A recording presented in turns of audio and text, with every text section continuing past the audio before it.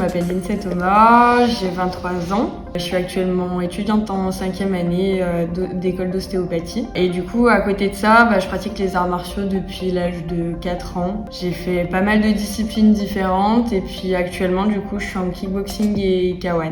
Donc, je suis plusieurs fois championne de France dans cette discipline-là et puis dans d'autres disciplines, toujours en sport de combat.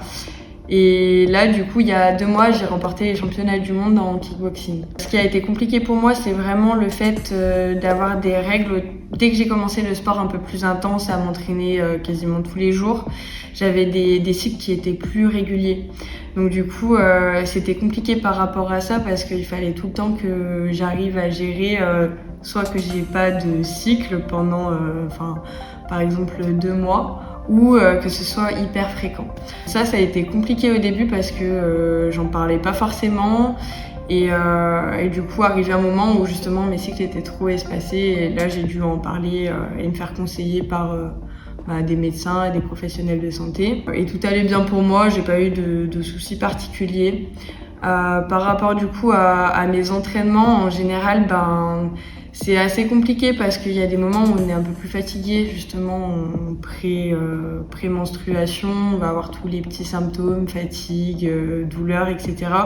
Et en général, sur cette période-là, j'essaye toujours de m'entraîner, mais différemment. C'est-à-dire que je vais pas faire des grosses séances très très intenses. Enfin, j'arrive à gérer ça avec mon coach. Donc pour moi, c'est un peu plus simple. Comme c'est mon papa, j'arrive à un peu plus dialoguer avec lui. Après, sur le reste, ça roule, mais c'est vrai qu'il faut bien adapter les séances. Je vais pas tout de suite faire un truc très très intense au début de mon cycle, par exemple. Non, ça m'empêche pas de m'entraîner ni de faire les compétitions. C'est un peu plus chiant parce que du coup, j'ai, comme je disais, j'ai de la fatigue, de la douleur pendant les entraînements. Mais je trouve que justement le fait de bouger un peu, forcément le sport c'est hyper bénéfique, on va sécréter des hormones, etc. On voit du monde.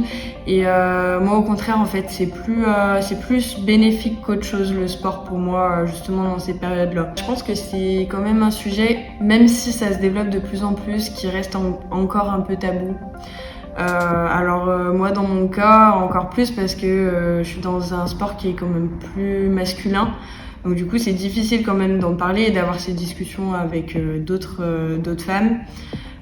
Donc moi ça va m'arriver quand je fais des sparring avec d'autres féminines où là on va pouvoir un peu en discuter et échanger là-dessus. Mais sinon en dehors de ça c'est compliqué parce que j'ai pas l'occasion forcément de pouvoir parler de mes menstruations avec des collègues d'entraînement ou même tout simplement à la salle, quoi. Ça peut arriver justement que t'aies plus tes règles pendant quelques mois. Ça peut vraiment durer dans le temps. Dès que tu vas avoir des coupures, un peu plus de pause dans tes préparations physiques, dans tes échéances, là du coup ça revient et donc du coup tu revis un peu avec. Quand tu fais beaucoup de sport, forcément parfois 1 à 2 fois par jour, ton corps il va un peu se mettre en mode alarme parce qu'il y a de la fatigue, de la surcharge, du stress, etc. Dans des sports comme le kickboxing où on a aussi les catégories de poids, donc on fait attention à ce qu'on mange, on perd du poids et tout ça accumulé fait qu'après le corps il se met un peu en mode sécure et on n'a plus nos règles pendant un petit moment.